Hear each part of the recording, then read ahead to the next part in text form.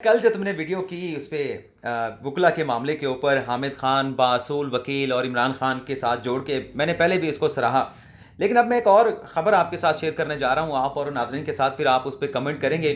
सुनने में यह आया है कि जो चीफ जस्टिस ऑफ पाकिस्तान गुलजार अहमद ने फैसला दिया है कि जस्टिस काजी फायज़ ईसा वज़ीर आज़म से मुतल्लिका मुकदमात को नहीं सुन सकते। इस फैसले के खिलाफ नज़रसानी की दरख्वास्तें दायर होने जा रही हैं और ये नज़रसानी की दरख्वास्तें ग़ालिबन दायर की जाएंगी बलूचिस्तान हाई कोर्ट बार की जानिब से और कोयटा बार काउंसिल की जानिब से, क्योंकि सुप्रीम कोर्ट से उस फैसले की मुसद्दका नकूल हासिल कर ली गई है और ये जिम्मेदारी सौंपी गई है हामिद खान को। तो आप इसको किस नज़र से देखते हैं कि एक तरफ जब जस्टिस काजी फायज़ ईसा के खिलाफ रेफरेंस आता है तो उस रेफरेंस में ये आर्गूमेंट लिया जाता है कि ये रेफरेंस हुकूमत की जानिब से बदनीयती की बुनियाद पर दायर किया गया, इस रेफरेंस में सदर मुमलिकत ने अपने अख्तियारात का दुरुस्त इस्तेमाल नहीं किया, ये रेफरेंस जो है अदलिया की आज़ादी के ऊपर एक अटैम्प्ट है, एक हमला है। तो एक तरफ तो ये सूरत हाल है, दूसरी तरफ रियाज हनीफ राही अथर मिनल्ला जिन्होंने एक बड़ा ज़बरदस्त किस्म का तारीखी फैसला दिया कि वकला के खिलाफ पहली मरतबा फैसला आया और उस फैसले को वकला एक जानब सराह भी रहे हैं कि जुडिशल कम्प्लेक्स बनाने के हवाले से जस्टिस अथर मिनल्ला के फैसले को सराहते हैं, लेकिन वकला की जो गिरफ्तारी है, जो तौहीन अदालत की कार्रवाई है, उस पर वो जो है वो सुप्रीम कोर्ट में चले जाते हैं। तो आप इस पर क्या कहते हैं कि ये वकला के जो चंद वकला के सब वकला के नहीं, ये जो दोहरे मयार हैं, ये अगर ख़त्म नहीं होंगे तो इंसाफ की फराहमी का जो निज़ाम है उसमें पाकीज़गी कैसे आएगी, उसमें प्योरिटी कैसे आएगी? देखिए ये बहुत मुश्किल है। उसकी रीज़न ये है कि एक बार शायद एतजाज़ हसन साहब ने ये तजवीज़ दी थी, उन्होंने कहा था कि जब तक बार कौंसल्स बार एसोसिएशंस के इलेक्शन का तरीक़ाकार नहीं बदला जाएगा और इसको हर 3 साल बाद नहीं किया जाएगा या 5 साल बाद नहीं किया जाएगा, ये इसी तरह से चलता रहेगा। उसकी रीज़न ये है कि बहुत सारे हमारे नाज़रीन तो शायद ना जानते हों, लेकिन वकला की जो तंजीमों के इलेक्शन होते हैं इसके लिए पूरे साल ही कंपेन चलती रहती है और आज अगर ये 2021 है तो इस वक्त कंपेन 2023 की चल रही होगी। 2022 की तो कंपेन ख़त्म हो चुकी कि आपने मुझे वोट देने 2022, अब तो उम्मीदवार 2023 की कंपेन कर रहे होंगे कि 2023 में मुझे वोट देना, 2022 में जिसको मर्जी दो। और उसके लिए उस वकील रहनुमा को बड़ा लीडर समझा जाता है जो जाके जज को गालियां दे, जो जज का गिरबान पकड़े, जो जज के बाल नोचे, जो गैर कानूनी तौर पर रिलीफ दिलवाए, जो स्टे ऑर्डर दिलवाए, जो वकला अगर कहीं पे चंद वकला जाके किसी पे हमला कर दें, किसी की जान ले लें, कुछ भी कर लें, वो उनके साथ खड़ा हो। बिल्कुल मुख्तलिफ इलाकों की गलीज तरीन जो सियासत होती है हमारी, कि वो उसको बड़ा वो समझा जाता है कि यार ये बड़ा वो है, ये साथ देता है, आप कत्ल भी कर दें, ये आपको थाने से उठा के ले आता है। ये जो हामिद खान साहब वकला के साथ सुप्रीम कोर्ट में आए थे और जैसा मैंने आपको बताया कि उस फैसले पर भी नज़रसानी दायर करने पर गौर किया जा रहा है जो चीफ जस्टिस गुलजार अहमद ने दिया जस्टिस काजी फायज़ ईसा के हवाले से। तो आप इन दोनों चीज़ों को किस नज़र से देखते हैं कि एक तरफ तो हामिद खान आए उन वकला को बचाने के लिए जिन्होंने इस्लामाबाद हाई कोर्ट पर हमला किया, तौहीन अदालत की, दूसरी तरफ वो आ रहे हैं कि ये फैसला जो चीफ जस्टिस ने दिया है जस्टिस काजी फायज़ ईसा के हवाले से, इस फैसले को रिव्यू किया जाए। देखिए अदालत में वो जो मर्जी बयानियाँ लें या दलाइल दें, एज ए वकील उनका हक है, हम क्या कह सकते हैं, लेकिन हम ये कहते हैं कि मॉरल ग्राउंड वो मैं वही बात मॉरल, जैसे वो कह रहे थे पेरेंटल ग्राउंड के ऊपर आप इन्हें रिहा कर दें। ठीक है मेरी बात देखें आप, मैं तो ये कह रहा हूं कि आप डट के खड़े हों हमलावरों के खिलाफ, लेकिन भाई टीवी पे आके अच्छा ना बने, खुदा का वास्ता है टीवी पे आके अच्छी अच्छी बातें ना करें। ठीक है, वो जैसे एक पोस्ट चल रही थी ना कि हम अपनी ज़ाती ज़िंदगी में सारे मुफ्ती कवि हैं और लोगों के सामने हम मौलाना तारिक जमील बने हुए होते हैं। ठीक है, तो इनकी भी वही सूरत हाल है। ठीक है कि वे उस तरह से तो नहीं है, क्योंकि वो तो रंगीन मिजाज है मुफ्ती कबीर साहब, तो इनको कोई और आप नाम दें। अब मुझे कोई और नाम ऐसा मेरे ज़हन में नहीं आ रहा कि अदालत के अंदर हमला करने वाले, कानून को हाथ में लेने वाले, जिनके ऊपर दहशतगर्दी के मुकदमात हैं, उनके हक में खड़े। कभी आपने देखा है? आज तक मैंने नहीं देखा, आप तो खैर बहुत सीनियर हैं, आपने बड़ा अरसा हो गया आपको सुप्रीम कोर्ट कवर करते हुए, मैंने नहीं देखा कि कभी हामिद खान साहब ने किसी गरीब आदमी के बारे में अदालत को कहा कि आप अपनी पेरेंटल जुरिडिक्शन में इसको रिहा कर दें, बड़ा उसके साथ जुल्म हो रहा है। मैंने नहीं देखा।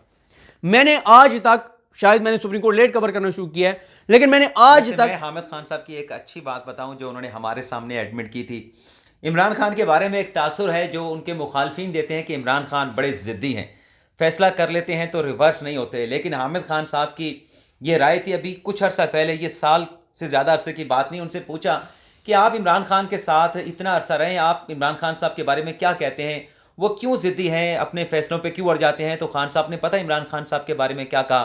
उन्होंने कहा कि ये इंप्रेशन गलत है इमरान खान के बारे में, वो ऐसा बंदा है अगर उसे आर्गूमेंट के साथ कन्विंस किया जाए, आर्गूमेंट्स दिए जाएं, उसके साथ बहस की जाए, तो वो ऐसा बंदा है जो सही बात के ऊपर राज़ी हो जाता है और अपना फैसला वापस लेने के लिए तैयार हो जाता है। तो ये तो माने कि देखें, मैं वो है उनका एक और मामला कि वो इमरान खान साहब के बारे में क्या कहते हैं, लेकिन इमरान खान साहब के बारे में जो टीवी पे कहते हैं वो भी तो है ना कि वो इस्टेब्लिशमेंट के साथ और करप्ट लोगों को ले लिया और पार्टी कंप्रोमाइज़ कर लिए, असूल से पीछे हट गए, मंशूर से पीछे हट गए। आप वो बता रहे हैं जो वो टीवी पे बता रहे हैं, मैं वो बता रहा हूँ जो टीवी से हट के उन्होंने उनकी, फिर आप तो मेरा केस और मजबूत हो गया उनके हुजूर, पीछे कह रहे थे, मेरा हुजूर केस और मजबूत हो गया। मैं कह रहा हूं, मैं पहले कह रहा था कि वो टीवी पे कुछ कहते हैं, अदालत में कुछ कहते हैं, आप कह रहे हैं कि नहीं वो निजी महफिल में कुछ और कहते हैं। मैंने ये तो नवाज शरीफ वाला हाल हो गया, अपने कानों से सुना भाई आपके साथ, और ये तो नवाज शरीफ वाला केस हो गया। सुप्रीम कोर्ट ने क्या कहा था, टीवी पे कुछ कहा, पार्लियामेंट में कुछ कहा, अवाम से कुछ कहा और सुप्रीम कोर्ट में कुछ कहा। सदीक जान मजा आने लगा है, मुझे लगता है ठीक है, आगे बढ़ाते हैं। नहीं मसला ये है कि आप अब हामिद खान साहब को नवाज शरीफ के साथ जाके मिला रहे हैं। नहीं, मैं नवाज शरीफ के साथ नहीं मिला रहा, मैंने ये कहा कि उन्होंने, आप इतने डिफेंसिव पे क्यों चले गए? मैं डिफेंस में नहीं, मैंने कहा अब तो मजा आने लगा, अब तो बात करने का और चस आएगी, मजा आएगा।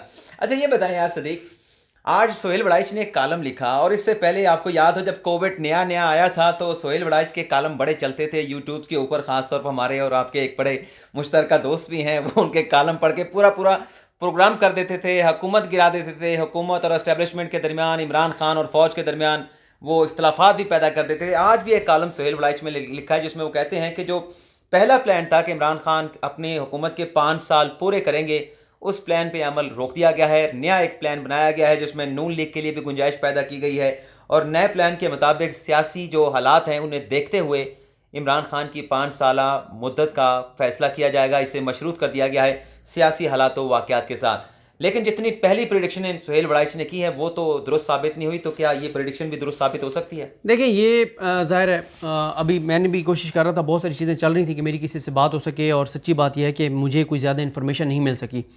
लेकिन इमरान वसीम साहब, बात यह है कि सियासी हालात जो आप बता रहे हैं, उन्होंने कहा कि सियासी हालात फ़ैसला करेंगे। सियासी हालात क्या हैं? कहाँ हैं PDM? कहाँ हैं? घरों पे बैठी है यार।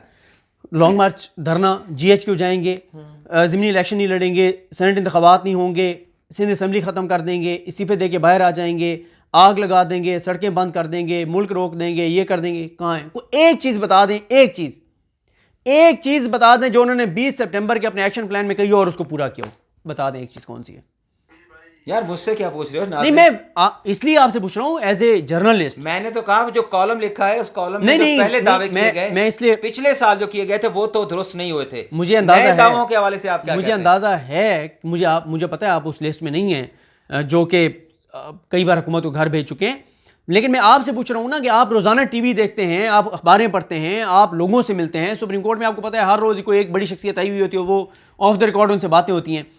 20 सितंबर को जब PDM ने आगाज़ किया था, इमरान वसीम साहब, एक वक्त ऐसा आया था कि लगा कि PDM अब हुकूमत हिल गई है। हुकूमत नहीं, ये नहीं था कि हुकूमत हिल गई है, लगा कि PDM अब नहीं रुकने वाली, अब PDM बहुत आगे तक जाएगी।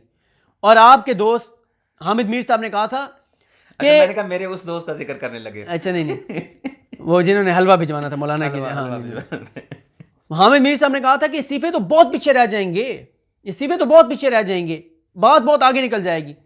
वो PDM जो पूरे पाकिस्तान में दोबारा इंतखाबात कराना चाहती थी, वो कहती एक हल्के में दोबारा इंतखाबात करवा बात को तकवीत देने के लिए एक और बात हामिद मीर की मैं शामिल कर दूं।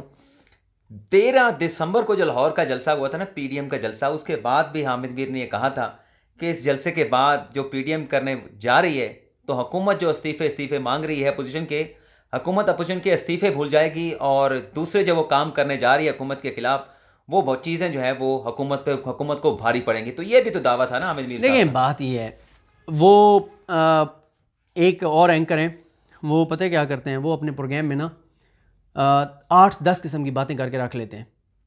ठीक है, अब आपको पता है कि इतनी फास्ट चीज़ें चल रही हैं कि हम जो चीज़ें कवर करके आते हैं उसके ऊपर भी हम वीडियोस नहीं कर पाते ना, टाइम ही नहीं मिलता। आप 8-10 घंटे अदालत में बैठें, फिर आके चीज़ें करना नहीं हो पाती। वो पता क्या करते हैं, आज तो आपसे ज्यादा मुझे बोलने का सुने तो सही। आप कह रहे हैं हम वीडियो नहीं कर पाते, भाई हमारे आने से पहले, वीडियो से करने से पहले लोग वीडियो कर चुके होते हैं। वो तो ठीक है, वो अच्छी बात है ना, घरों से बैठ के टिकर दे के वो कर देते हैं, आंखों देखा हाल। पता नहीं वो किस आंख से देखते हैं कि इस शहर में भी नहीं होते और अदालत के अंदर का अहवाल वो देख लेते हैं। ये शायद रूहानी उनके पास कोई एक वो हो। देखें, मैं ये कह रहा हूँ कि वो क्या करते हैं, वो 10 बातें कर देते हैं मुख्तलिफ। मिसाल के तौर पे वो कहेंगे कि पीडीएम जो है ना वो बहुत ख़तरनाक होने जा रही है। एक में वो कहेंगे कि पीडीएम जो है ना वो आप बैकफुट पे आपको नज़र आएगी। एक में वो कहेंगे कि पीडीएम जो है वो अब एग्रेसिव होगी। एक में वो कहेंगे कि डिफेंसिव पे होगी। एक में वो कहेंगे कि पीडीएम अब आपको नज़र आएगा कि वो इमरान खान की बजाय फ़ौज को टारगेट, एक में कहेंगे कि फ़ौज की बजाय इमरान खान को टारगेट करेगी। एक में वो कहेंगे कि पीपल्स पार्टी कुछ दिन आपको मीडिया से गायब नजर आएगी। एक में कहेंगे कि बिलावल एग्रेसिव नजर आएंगे। वो सारी बातें करके रख लेते हैं। जो होता है ना, पुराना क्लिप हमने चला दिया, देखें क्या कहा था। इसके ऊपर भी मुझे खबर याद आ रही है। 2013 में आपके दोस्त एसके न्याजी ने खबर दी थी, और ख़बर ये थी कि परवेज़ मुशर्रफ बैरून मुल्क चले जाएंगे।